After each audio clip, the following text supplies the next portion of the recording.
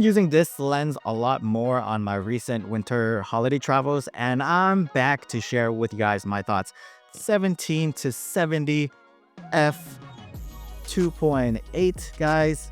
It is a versatile zoom, and I was using this lens with my Fujifilm X-S20, so the size does feel a bit jarring if you guys are used to something smaller like the f2 lenses, the Fujicron lenses. I didn't think that the size bothered me as much because I also shoot with full frame systems and lenses.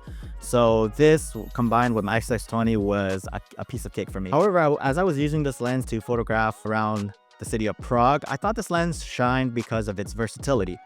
I love the fact that I can go as wide as 17 millimeters, which is around like 24, 25, full frame equivalent, and go as close as 70 millimeter, and in full frame terms that's around 105. This eliminates any need for extra prime lenses because I can just bring this one lens right here and just use it the entire trip. What I brought when I was traveling was this zoom lens and just one prime lens if I needed something a bit more compact to walk around with. Now, I think this lens did what I wanted it to do. It took some great images that I captured through my several days in Prague.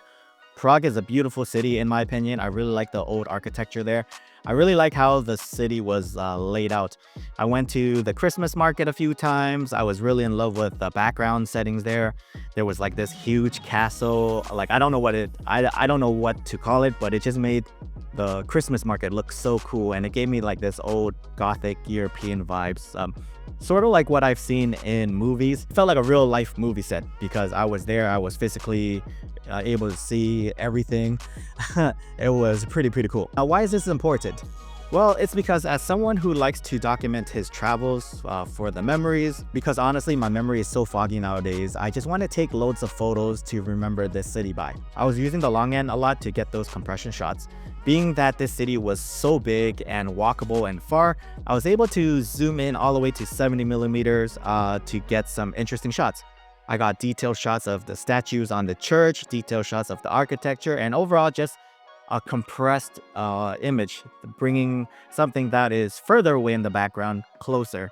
And I really like that I can do that on this lens. And what's great about achieving detailed shots with this lens is its close focusing distance, which is around 19 centimeters. Combine the close focusing distance with the 70 millimeter focal length, you're going to get some interesting macro reproduction shots. The wide end of the zoom did come in handy when I was in an area that didn't have much space, like the actual Christmas market itself.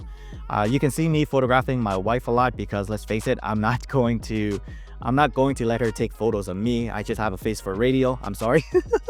But operating in like these tight spaces where people are closer to each other allowed me to use the wide end a lot at 17 millimeter.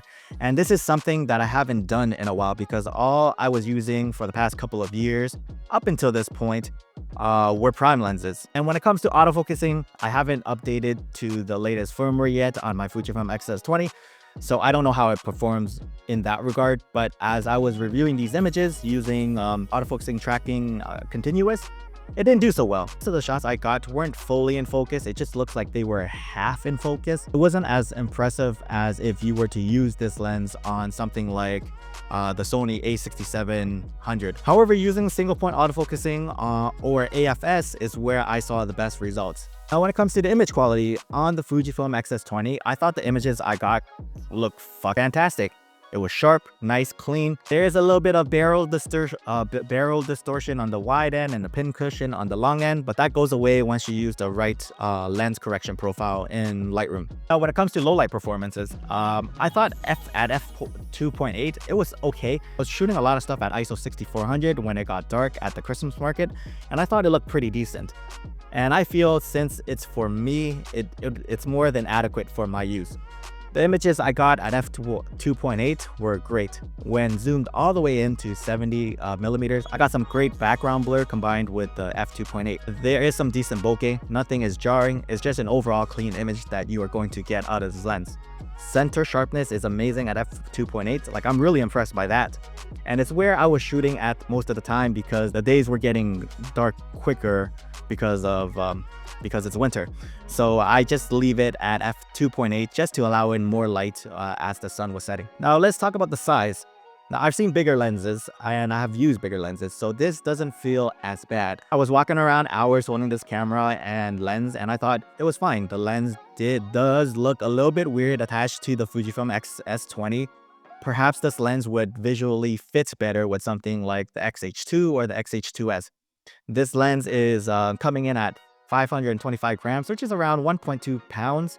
And I'll leave it up to you to decide if it's heavy or not. This lens is at a great size. It fit in my backpack perfectly. Now, there isn't an aperture ring on this lens, so this could be a deal breaker for some of you guys, but I think it's fine. It's a solid performer despite that feature. This lens also has a VC feature, or vibration control, which is their lens stabilization.